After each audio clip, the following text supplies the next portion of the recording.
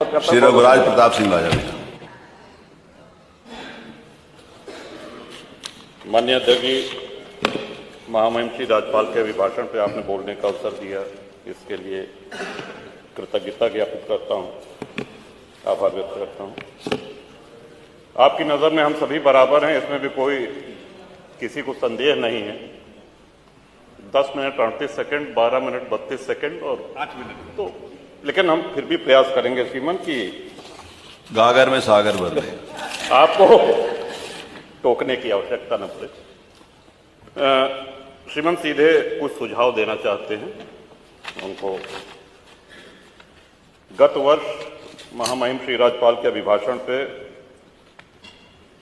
जनता की जो समस्या थी, हर उपभोक्ता की समस्या थी कि बिजली के बिल बहुत बढ़ा चढ़ा करके उनको दिए जा रहे हैं और दलालों के माध्यम से पैसा लेकर के उस बिल को कम किया जाता है। माननीय ऊर्जा मंत्री जी उस समय थे, थोड़ी बहुत आपने सख्ती करी, लेकिन स्थितियां आज जस की तस हो रही हैं और हमको लगता है कि चाहे सत्ता पक्ष हो प्रतिपक्ष हो, सबके सामने ये समस्या आती है। तो इस पे श्रीमान कड़ाई से कोई निजी किसी एजेंसी को दिया गया है जो भी बिलिंग करते हैं, इस समस्या का स्थायी रूप से निदान हम सभी लोग चाहते हैं कि हो। दूसरा श्रीमान सुझाव है कि आयुष्मान कार्ड, इसमें प्रति परिवार 6 यूनिट होना आवश्यक है। बहुत से ऐसे परिवार हैं जो गरीब हैं, पात्रता है उनकी है, लेकिन घर में उनके 6 यूनिट सदस्य नहीं हैं, 6 सदस्य नहीं हैं। तो छोटे परिवारों को भी इसमें सम्मिलित किया जाए। तीसरा श्रीमान निवेदन है कि विधायक निधि से हम लोग जो असाध्य रोगों के उपचार के लिए उसमें धनराशि देते हैं, उसमें विलंब बहुत होता है। पहले तो जिले में जब वो जाता है तो सारे अधिकारी मिल के साध्य है कि असाध्य है, श्रीमान रोग होता है, बीमारी होती है और 1.5 से 2 महीने से अधिक लग जाता है पैसा पहुंचने में। तब तक प्रायः ये होता है कि मरीज तब तक उपचार की स्थिति में नहीं रहता, वो जा चुका होता है। तो इसकी निवेदन है माननीय मुख्यमंत्री जी से भी कि समय सीमा निर्धारित की जाए। विधायक निधि से हम लोग जो उपचार के लिए करें उसमें 10 दिन, अधिकतम 10 दिन उसकी समय सीमा निर्धारित हो और उसमें साध्य और असाध्य का ये क्राइटेरिया हटा दिया जाए। पैसा सीधे अस्पताल जाता है, सरकारी अस्पताल जो जिनको आपने स्वीकृत कर रखा है वहीं जाता है। तो ये साध्य और असाध्य का श्रीमान ये हट जाए तो इससे बहुत ही सरलता होगी। कई माननीय सदस्यों ने छुट्टा पशुओं, आवारा पशुओं की चर्चा करी। एक ही सुझाव उसमें हम देना चाहते हैं, ये समस्या कोई नई नहीं है।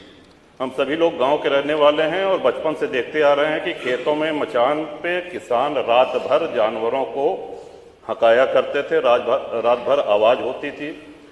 झाड़ियों से बेड़ लगा करके किसी तरह अपने खेतों की रक्षा होती थी। उससे भी और पहले चले जाएं तो मुंशी प्रेमचंद की एक कहानी है पूस की रात, हम सभी लोगों ने पढ़ी होगी। तो उस समय भी ब्रिटिश काल में भी यह समस्या थी खेतों में आवारा पशुओं के चरने की। श्रीमान गौवंश को काटा तो नहीं जा सकता, मारा नहीं जा सकता है। हम ही लोग हैं जो अपनी गायों को छोड़ते हैं, जब वो दूध देने लायक नहीं रह जाती हैं, हमारी ही छोड़ी हुई गायें हैं और उसके लिए हमको स्वयं उनको घर पे रखना पड़ेगा। हाँ, एक सुझाव ये अवश्य है कि अगर हम ब्याज मुक्त ऋण अपने खेतों को बाड़ेबंदी करने के लिए किसानों को दें तो इससे बहुत हद तक समस्या का समाधान हो सकता है। बगैर ब्याज के किसानों को तार बांधने के लिए, बाड़ेबंदी करने के लिए ऋण दिया जाए। श्रीमान, अब मैं आना चाहता हूं कि इस सदन में इस महामहिम श्री राज्यपाल के अभिभाषण में प्रभुराम की जितनी चर्चा हुई उतनी हमको नहीं लगता है कि इसके पहले कभी भी सदन में हुई हो। और सत्ता पक्ष और प्रतिपक्ष भी ये जाहिर करने में लगा रहा कि हम भी भगवान राम के भक्त हैं। भगवान राम सबके हैं, सर्वव्यापी हैं, सर्वव्यापक हैं।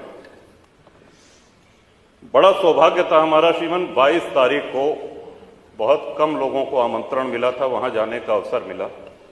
इतना सुव्यवस्थित कार्यक्रम माननीय मुख्यमंत्री जी, जब माननीय प्रधानमंत्री जी जा चुके थे और सब अतिथि जा चुके थे, तब घूमते रहे, एक एक व्यक्ति से मिलते रहे और वो बड़ा भावनाओं का अतिरेक था।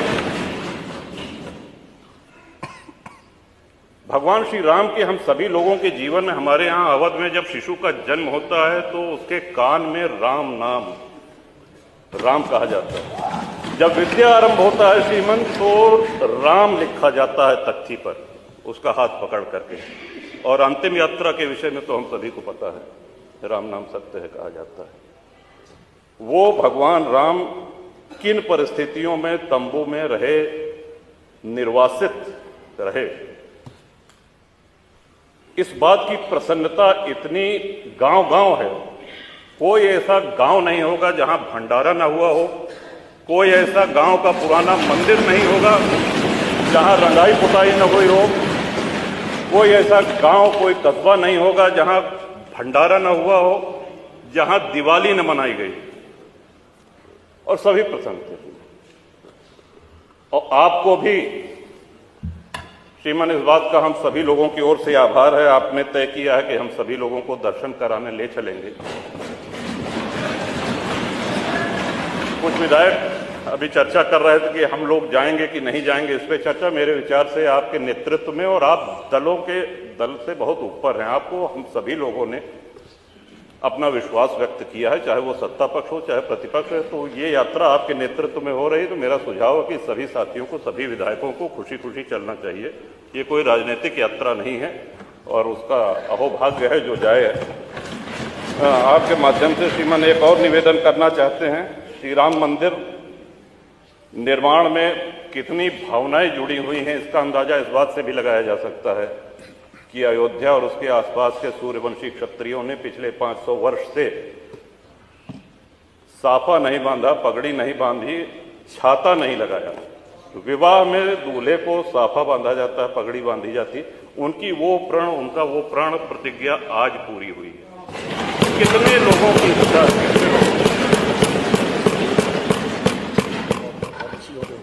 आप ही के माध्यम से श्रीमान ये भी अनुरोध करना चाहेंगे, माननीय मुख्यमंत्री जी का भाषण, माननीय प्रधानमंत्री जी का भाषण सुनने का अवसर मिला। वहां पे भगवान राम की इस जय यात्रा में जितने सहयोगी थे, जितने उनके भक्त थे, सभी को स्थान दिया गया है। जटायु जी की प्रतिमा है, निषाद राज जी की प्रतिमा है, वहां बनेगी निर्माणा की, माता शबरी की प्रतिमा है। लेकिन हमारे जैसे अज्ञानी लोग जो संस्कृत नहीं जानते हैं, अगर प्रभु राम की महिमा से परिचित हुए हैं तो पूरा श्रेय गोस्वामी तुलसीदास जी को जाता है। मैं आपके माध्यम से श्रीमान अनुरोध करूंगा कि गोस्वामी तुलसीदास जी की एक प्रतिमा, और उन्हीं कलाकार के द्वारा, श्री अरुण योगीराज जिन्होंने रामलला सरकार का विग्रह बनाया है, उन्हीं के द्वारा निर्माण करके माननीय मुख्यमंत्री जी अगर वो करें तो हम सब लोगों के लिए ये बहुत ही प्रसन्नता की बात होगी कि तुलसी बाबा की वहाँ पे मूर्ति लगे। कवि बेनी श्रीमन हुए, उन्होंने तुलसी बाबा के लिए कहा था कि वेद मत शोध शोध शोध के पुराण सब, संत और असंतन को भेद को बताओ तो, कपटी कुराही क्रूर कली के कुचाली जीव, कौन राम नाम हो की चर्चा चलाओ तो। कहे कवि बेनी मानो मानो हो प्रकृति, पाहन हिये में कौन प्रेम उपजाओ तो, और भारी भव सागर उतार तो कौन पार, जो पे रामायण तुलसी न गाओ। तो तुलसीदास जी की वाणी, उनके ग्रंथ को कितने श्रद्धेय कथावाचकों ने हम लोगों को सुनाया है और भवसागर पार किए हैं। इन्हीं शब्दों के साथ श्रीमन